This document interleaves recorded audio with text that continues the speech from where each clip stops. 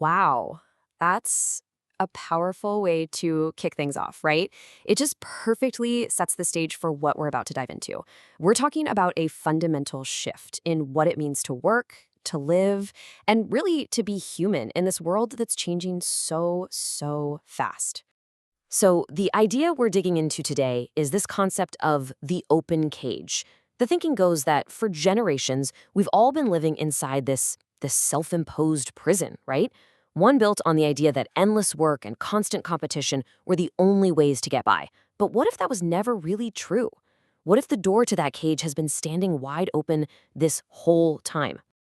Okay, so before we can figure out where we're going, we've got to take a good, hard look at the cage we've been living in. Let's break down the blueprint of this old world. A system that was built entirely on the idea of scarcity and driven by what our source calls the great profit machine. This slide just gets right to the heart of the problem. Think about what was driving the old system. First, you've got this constant survival mode. That nonstop, draining competition for jobs that just fuels so much anxiety and divides us. Then our identity got completely tangled up with our job title. If you lost your job, you didn't just lose your income, you kind of lost yourself. And finally, success was really only measured by profit, which created this hunger that could never, ever be satisfied. And all of this led to something called the me trap. It's this mindset that just isolates us, right? It turns our neighbors, our potential allies, into competitors. And this trap, everybody's just scrambling for their own slice of what seems like a very limited pie. And you know what that leads to? A really deep, profound loneliness, even when we're literally surrounded by people. And here's the twist. This is the big turning point. The realization that the bars of this cage, they were never really solid. They were just ideas, constructs that we all just kind of agreed to believe in. And once you see that, once you really get that, the possibility of just stepping out becomes very, very real. So what was the trigger? What made us all see the illusion? Well, this event is called the Great Unraveling. But what's so interesting is that it's not framed as some huge disaster. Not at all.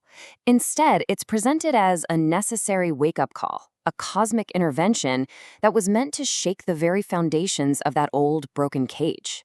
And here's exactly how it unfolded.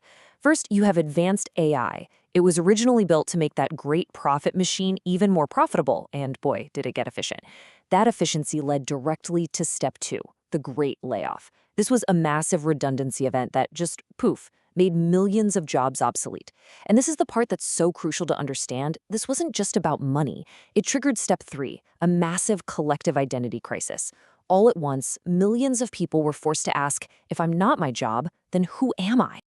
And that question is everything.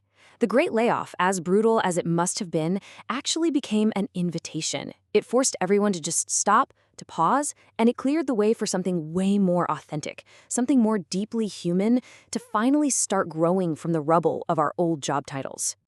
So the old system is crumbling. Where do we go from here? Where do we find the blueprint for a new way of living? Well, according to our source, we don't have to invent it out of thin air. The answers are actually hiding in plain sight, in ancient philosophies that have always been about purpose and connection. The first cornerstone of this new blueprint is a concept called ikigai. It's a Japanese idea, and it basically translates to a reason for being. It's all about finding that unique purpose that makes you want to jump out of bed in the morning, full of energy and, well, joy. So traditionally, ikigai is right there in the middle, where these four circles overlap. But for generations, our society has basically forced us to focus almost entirely on that last one, what you can be paid for. But in this new reality, that circle becomes optional. Just think about that. It frees us up completely to find our purpose based on what we love, what we're good at, and what the world needs, not just what's going to pay the bills. And this just fundamentally changes how we see ourselves. We go from saying, I am a banker or I am a writer, to a much more profound identity. I am a piece of the universal puzzle.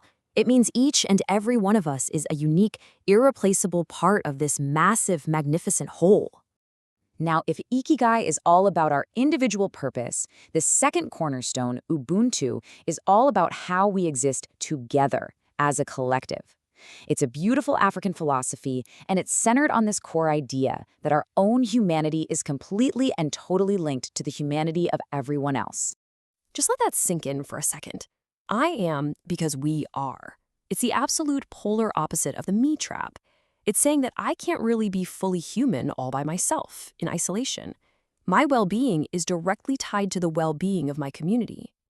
And this slide just lays out the contrast perfectly. The old world, it was all about separate people fighting over what they thought were scarce resources. Success meant you had more stuff than the next guy. But this new earth, it operates on abundance and collaboration. Success here is measured by the flow of empathy, of contribution. The currency itself literally changes from money to connection. Okay, this all sounds amazing in theory, right? But how do we actually do it? How do we live this? This last section is all about that, about actually stepping through that open door and making this new blueprint a reality in our own lives. But before we get to the practical steps, you have to remember this. You have to internalize this. The old system, yeah, it treated people like products, like commodities to be used up and thrown away. But that was always, always a lie. Your value has nothing to do with your economic output. It's inherent. You are a vital piece of the universe waking up to its own beauty. Okay, let's make this real. Here are 4 simple things you can start doing. First, reflect. I mean, really take some quiet time to think about your ikigai. What are you truly passionate about? Second, connect. Practice a little Ubuntu. Do something kind for someone with absolutely no expectation of getting anything back. Third, release. Pinpoint one cage bar, one old belief that's holding you back, and make a real conscious choice to let it go. And finally, journal. Just for a week, track the thread of love, those little moments of genuine connection and support, instead of tracking your money or your to-do list. See what happens. This quote just brings it all home, doesn't it? This isn't some small adjustment we're talking about. It's a complete shift in how we see everything. It's about letting that isolated, fearful me fade away so that the connected, collective we can finally thrive, powered by this new currency of love and real support. And that leads us to the final and most important question. The old ways are falling apart. The cage door is hanging wide open. We are the ones who get to design what comes next. So the question isn't for some distant future, it's for right here, right now. What will you build?